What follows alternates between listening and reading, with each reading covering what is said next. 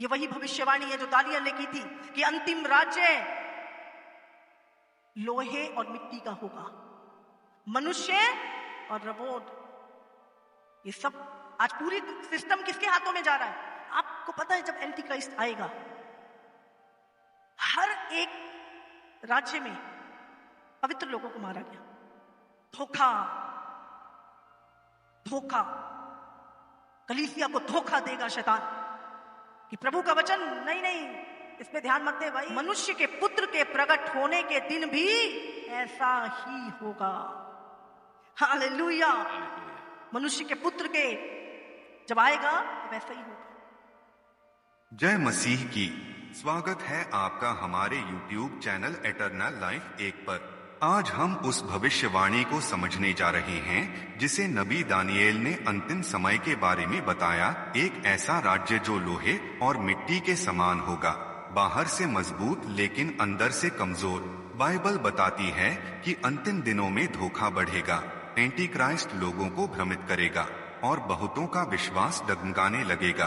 कलीसिया की परीक्षा होगी, लोग सत्य से दूर किए जाएंगे, लेकिन प्रभु यीशु मसीह ने कहा कि मनुष्य के पुत्र का आगमन अचानक होगा और जो जागते रहेंगे वही तैयार पाए जाएंगे। इसलिए समय है जागने का, प्रार्थना में बने रहने का और परमेश्वर के वचन पर स्थिर रहने का।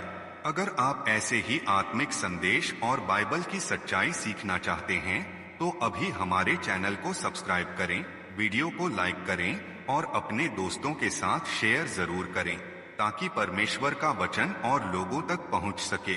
वीडियो को अंत तक जरूर देखें क्योंकि यह संदेश आपके विश्वास को मजबूत करेगा। परमेश्वर आप सबको को आशीष दे। जब अंधकार बढ़ेगा तो जो चीजें तुमने कभी नहीं देखी वो चीजें तुम देखोगे। इसको अंधकार को बढ़ना क्या कहते हैं? ये अंधकार है। आज बच्चे फोन पे पोर्नोग्राफी देख रहे हैं।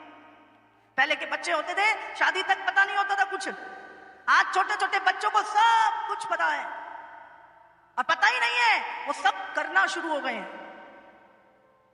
ये पाप, ये अंधकार है जो बढ़ रहा है, बढ़ रहा है। अभी देखो AI आ गया।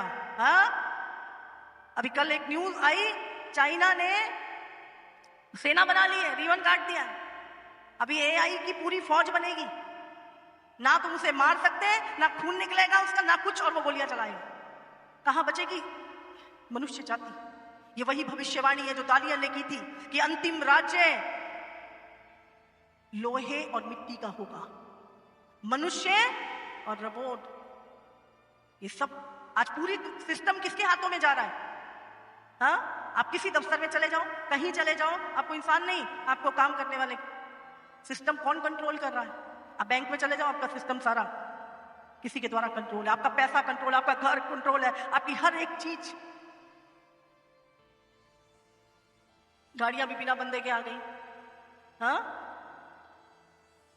शादी करने के लिए लड़की भी आ गई, बैंक जाने की जरूरत नहीं, सब हो जाता फोन पे। हाँ, आने वाले दिनों में कैश भी खत्म हो जाएगा, आपकी जमीनों पे कब्जे हो जाएंगे। हाँ, सब कुछ, आपका कुछ नहीं रहेगा। बहुत अंधकार और समय कठिन आ रहा है, कैसे सरवाइव करेंगे आप? सोच के देखो, आप कितने भी बुद्धिमान क्यों नहीं है, या तो आपको समझौता करना पड़ेगा, आप शैतान के किंगडम में जाओ और हमेशा का नरक पे साइन कर दो कि हाँ, मैं नरक जाने के लिए तैयार हूं, उस गंधक की चील में डाल जाने के लिए तैयार हूं, तो आप शरीर में बच जाओगे पर आत्मा में नहीं।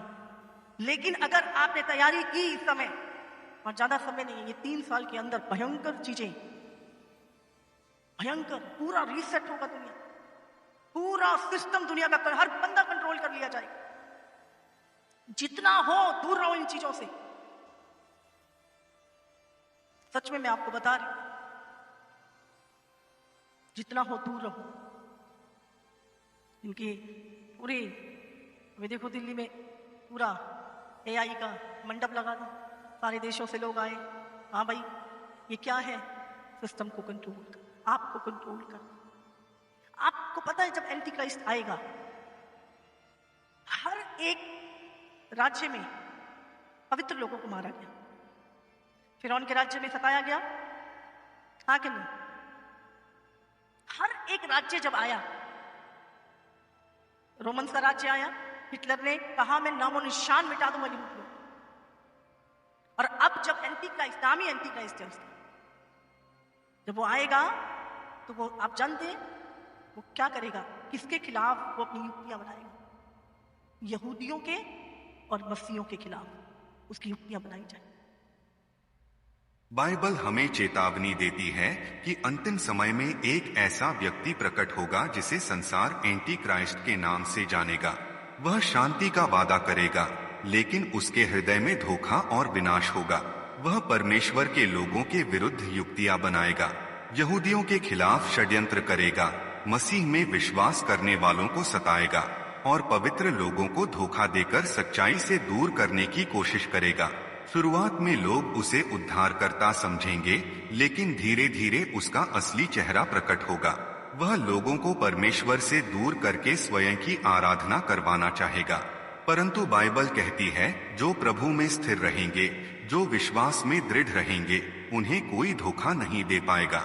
इसलिए जागते रहो, प्रार्थना करते रहो और सत्य के वचन में बने रहो, क्योंकि मनुष्य के पुत्र का आगमन निकट है। पवित्र लोगों के खिलाफ वो युद्ध करेगा, लेकिन हम जो खुदा के चरणों से लिपटे रहेंगे, खुदा हमें उठा लेगा, हमें सेव कर लेगा। हालेलुया। लेकिन किसको? जो लिपटे रहेंगे। हालेलुया। इसलिए अंत का समय 2 तीमुथियुस 1:7 क्योंकि परमेश्वर ने हमें भय की नहीं पर सामर्थ और प्रेम और संयम की आत्मा दी है। हाँ, भय कब आता है? जब तुम शरीर में चलते हो, शरीर की सुनते हो, संसार की सुनते हो, तब भय आता है। लेकिन बाइबल में लिखा है, क्योंकि परमेश्वर ने हमें, जो उसके लोग हैं, उनको भय की नहीं पर सामर्थ, प्रेम और संयम की आत्मा दी है। हालेलुया। काय की आत्मा? सामर्थ बहती है आपके अंदर, प्रेम बहता है आपके अंदर से। आपके अंदर किसी के प्रति जलन नहीं होती, किसी के प्रति कड़वाहट और गुस्सा नहीं होता आपके अंदर। परमेश्वर पवित्र आत्मा का ये चिन्ह है कि आपके अंदर से प्रेम बहेगा। हर मनुष्य के लिए, पापी के लिए भी, पवित्र हर व्यक्ति के लिए आपके अंदर से प्रेम बहेगा। और संयम की आत्मा। अब संयम नहीं होते, आपको कोई कुछ कह दे, आप क्रोध नहीं करते, आप संयम बना के रखते हैं। आपके अंदर संयम होगा अगर पवित्र आत्मा आपके भीतर है और उसका कंट्रोल आपके ऊपर है, तो आपके अंदर संयम होगा। और उसके अंदर संयम था कि नहीं? एक जगह मारते थे, दूसरी जगह प्रचार करने चला जाता था। कितना संयम था! वो बदला नहीं लेता था, गाली नहीं बकता था। यीशु के अंदर संयम। हे पिता, इन्हें माफ करिए, नहीं जानते ये क्या करते। संयम। कैसा प्रेम और माफी उसके अंदर थी। ये मसीह होने के नाते हमारा गुण है ये। हालेलुया। 1 थिस्सलुनीयों 2:8। और वैसे ही हम तुम्हारी लालसा करते हुए न केवल परमेश्वर का सुसमाचार पर अपना प्राण भी तुम्हें देने को तैयार थे, इसलिए कि तुम हमारे प्रिय हो गए थे। हालेलुया। यहां पे क्या लिखा है कि तुम मेरे, और वैसे ही हम तुम्हारी लालसा करते हैं। यहां पे किसी चीज की लालसा नहीं है, केवल परमेश्वर का सुसमाचार पर अपना प्राण भी तुम्हें देने के लिए तैयार थे। एक दूसरे से प्रेम, इतना प्रेम कि प्राण देने के लिए भी तैयार है, इसलिए कि तुम हमारे प्रिय हो गए, एक दूसरे को प्रिय। हालेलुया। 2 थिस्सलुनीयों 2:8।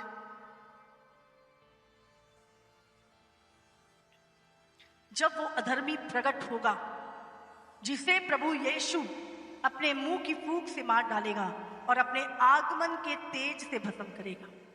आप जानते हैं पूरा सिस्टम जो शैतान बना रहा है ना इस टाइम पर, पूरा सिस्टम अभी आने वाले समय में सारे देश, आप देख रहे हैं, वो देश उसके प्रधानमंत्री का स्वागत कर रहा है, वो देश उसका स्वागत कर रहा है, सब मिल रहे हैं आपस में और ऐसा लग रहा है वाह क्या बात है, बढ़िया हो रहा है, सब अच्छा हो रहा है। बाइबल पहले ही चेतावनी दे चुकी है, समय आएगा जब संसार में एक अधर्मी प्रकट होगा, ऐसा नेता जो शांति का वादा करेगा लेकिन लोगों को धोखे में ले जाएगा। धीरे धीरे दुनिया को एक दिशा में ले जाया जाएगा और फिर आएगी वह घड़ी जब पूरी पृथ्वी पर एक ही धर्म, एक ही व्यवस्था और एक ही आराधना की मांग की जाएगी। जो लोग सत्य पर खड़े रहेंगे उन पर दबाव डाला जाएगा, विश्वास की परीक्षा होगी और बहुतों को समझौता करने के लिए मजबूर किया जाएगा। लेकिन परमेश्वर का वचन कहता है तब वह अधर्मी प्रकट होगा जिसे प्रभु यीशु अपने मुंह की फूंक से नाश करेगा और अपने आगमन के तेज से भस्म कर देगा। याद रखो, बुराई का समय सीमित है। यीशु मसीह का आगमन अंतिम विजय लेकर आएगा। इसलिए जागते रहो, विश्वास में दृढ़ रहो, क्योंकि प्रभु का आगमन निकट है।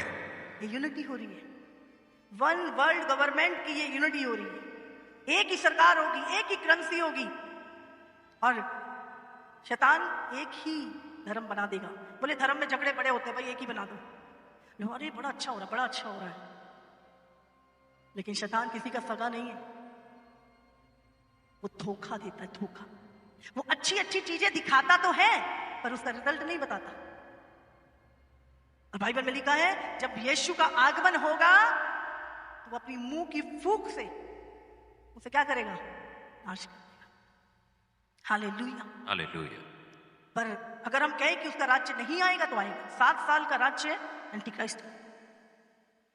अंधकार इतना बढ़ जाएगा, आप खुले आम सड़कों पे व्यभिचार करते देखोगे लोग, और अभी भी कुछ कम नहीं है।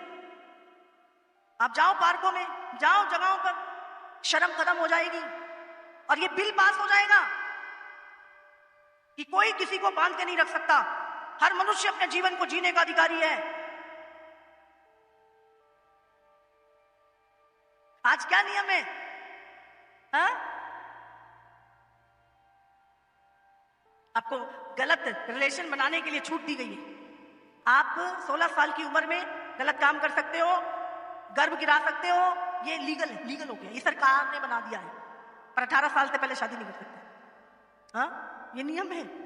पाप करने के लिए खुले आम छूट दी जा रही है। क्या बंदे, ये पुराना रिवाज हो गया, ये तो बंधन पहले के हैं, ये सब जमाना बदल गया है। तुम्हारे सींग आ गए है ना, जमाना बदल गया, अब सींग आ गए तुम्हारे। पहले तुम नॉर्मल थे, अभी हाथी के कान लग गए। धोखा, धोखा, कलीसिया को धोखा देगा शैतान कि प्रभु का वचन नहीं नहीं, इस पे ध्यान मत दे भाई, जो मैं दिखा रहा हूं ना वो देख, ये हटा इधर अपना मुंह, जो मैं दिखाता हूं वो देख बस। जवानों के माइंड अपनी जिम्मेदारियों से भागेंगे।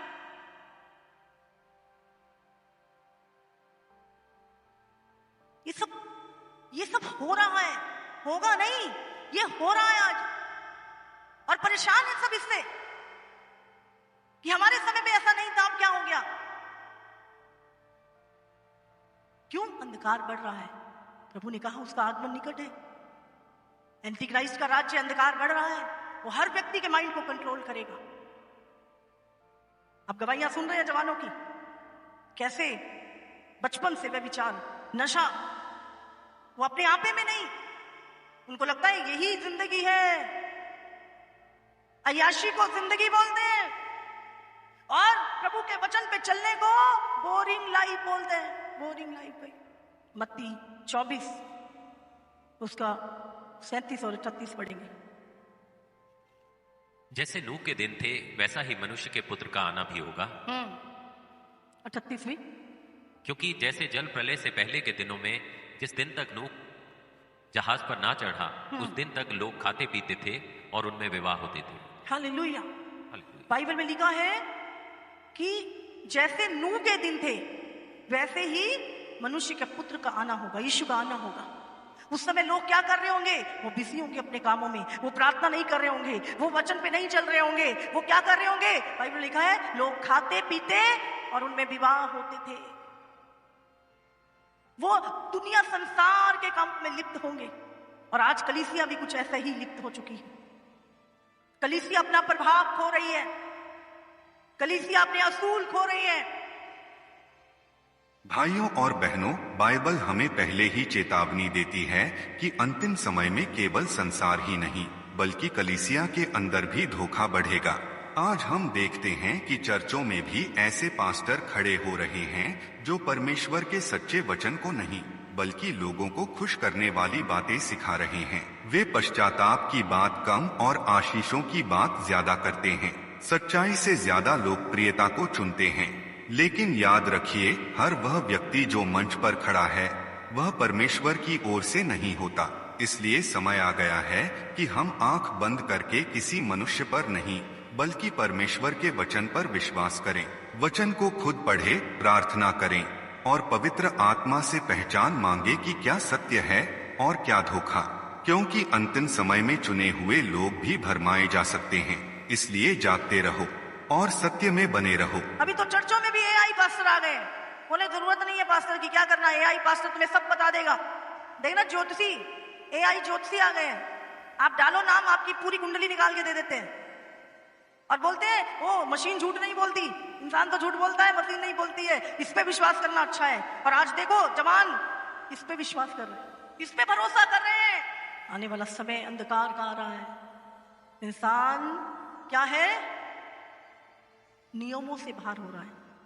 आप सोचो, ये पृथ्वी नियम छोड़ दे अपना, अभी ये गुरुत्वाकर्षण बल हट जाए तो आप क्या करोगे?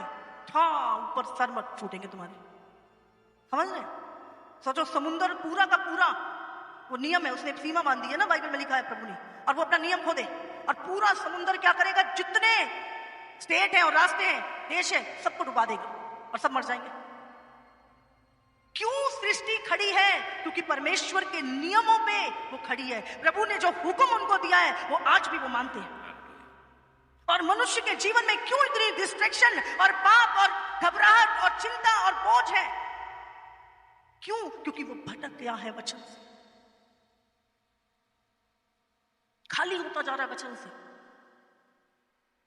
प्रभु ने कहा मेरे वचन को पकड़े रख, ना तो उसे बाएं मुड़ ना दाएं मुड़, खड़ा रहे उसमें। आज ये एआई चर्च है, आने वाले दिनों में पास्टर भी नहीं दिखेंगे। हाँ, अब तो लॉकडाउन में पता नहीं कितनी चर्चें बंद हो गई, ताले लगे हैं, आज चर्च ही बंद हो गई, पास्टर छोड़ के भाग गए, कुछ मर गए, बहुत से मर गए और बहुत से बंद कर गए, बंद हो गई। और ये होता रहेगा, अब ये होता रहेगा। क्यों? अंधकार बढ़ रहा है। कौन जता रहा है पाप? कलीसिया को कौन जता रहा है पाप? अरे पास्टर ऐसी बातें बोलेंगे तो लोग कैसे आएंगे? आप तो बहुत कठोर बोलते हो, मीठी मीठी बातें करो ना, हम लोगों को लेके आए, आपने ऐसा वचन दिया, डर के भाग गई। आपको बोलना चाहिए, तुम्हें आशीष मिलेगी, तुम्हें बरकत मिलेगी, तुम जैसा मर्जी जीवन जियो, तुम बने बस अपना दशमांश देते रहो। बाइबल में लिखा झूठे भविष्य वक्ता अंत के दिनों में वो पापियों के लिए प्रार्थना करेंगे कि प्रभु ने बढ़ा, वो उनका पाप नहीं जताएंगे पर उनके लिए प्रार्थना करेंगे, उनकी आशीष के लिए प्रार्थना करेंगे। प्रभु ने कहा पहले उसका पाप जता, फिर मेरा अनुग्रह उस पर आएगा। कितना सत्य बोलना आज चैलेंज बन गया है। और अगर आप बोलते हैं आपको मूर्ख डिक्लेयर कर देंगे। इनका तो दिमाग खराब हो गया, ऐसे डरा देते हैं 24 घंटे। हम डर जाते हैं। भाई क्यों डर जाते? तो क्यों डर जाते? प्रभु ने डर का आत्मा दिया नहीं। क्यों डरते हैं? क्योंकि वचन में लाइफ नहीं है, क्योंकि आज्ञाओं में जीवन नहीं है, प्रभु के भय में जीवन नहीं, इसलिए डर लगता है। मुझे बोलो, मुझे कोई डर नहीं लगता। आज प्रभु मुझे उठा ले, मैं तैयार हूं जाने के लिए। हालेलुया। मैं तो कहती प्रभु ये सब ना देखना पड़े, ले जाना पहले ही, काहे को इतनी दुष्टता देखने को मिले। आज बहुत लोग कहते हैं पास्टर जी ऐसे वचन मत सुनाइए, लोग डर जाते हैं, लोग चर्च आना छोड़ देते हैं। लेकिन सोचिए, क्या परमेश्वर का वचन लोगों को खुश करने के लिए है या सच्चाई बताने के लिए? हमारा उद्देश्य किसी को डराना नहीं है, बल्कि आत्माओं को जगाना है। यह संसार कुछ समय के लिए है, यहाँ की परेशानियां, धन, नाम और सम्मान सब यहीं छूट जाने वाला है, पर एक सच्चाई कभी नहीं बदलती। स्वर्ग अनंत है, हम यहाँ हमेशा रहने के लिए नहीं आए। हमारी असली मंजिल स्वर्ग का राज्य है, इसलिए हमें लोगों की पसंद नहीं, परमेश्वर की इच्छा के अनुसार बोलना है।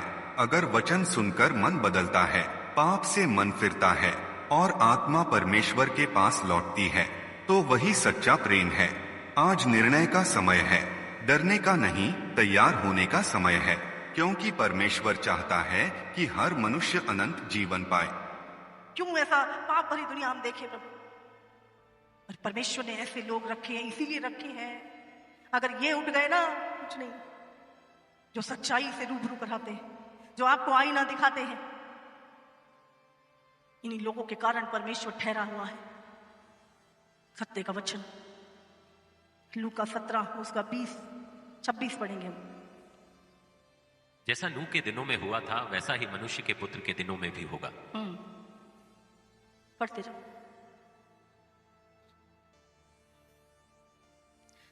प्रभु क्या जिस कहते दिन हैं? तक नूह जहाज पर ना चढ़ा उस दिन तक लोग खाते पीते थे और उनमें विवाह होते थे। तब जल प्रलय ने आकर उन सबको नष्ट किया। बाइबल में लिखा है यीशु का आना कैसा होगा? जैसे नूह के दिन थे। लोग नॉर्मल लाइफ जी रहे होंगे अपनी, कोई वचन का जीवन, प्रार्थना का जीवन नहीं होगा उनका। आगे। और जैसा लूत के दिनों में हुआ था कि लोग खाते पीते लेन देन करते, पेड़ लगाते और घर बनाते थे। जैसा लूत के दिनों में हुआ था। लूत के दिन पता है आपको? लूत इब्राहिम का भतीजा था। हाँ, उस दिनों में क्या लिखा है? लोग खाते पीते लेन देन करते, बस पैसे में ही, और पेड़ लगाते और घर बनाते थे। प्रार्थना नहीं करते थे, प्रभु का भय नहीं मानते थे, वचन पे नहीं चलते थे, बस संसार के, शरीर के कामों पे लगे हुए थे। आगे। परंतु जिस दिन लूत सदोम से निकला उस दिन आग और गंधक आकाश से बरसी और सबको नष्ट कर दिया। हालेलुया। जिस दिन इब्राहिम के कारण लूत वहां से निकला, उसी दिन परमेश्वर के प्रकोप की आग दुष्टों के ऊपर गिरी। और लिखा है कि वो सब आग और गंधक, समझ रहे हैं, आग और लिक्विड फायर ऊपर से गिरी और सब कुछ नष्ट कर दिया। सब कुछ जो उन लोगों ने बनाया था नष्ट कर दिया। मनुष्य के पुत्र के प्रकट होने के दिन भी ऐसा ही होगा। हालेलुया। मनुष्य के पुत्र के जब आएगा वैसा ही होगा।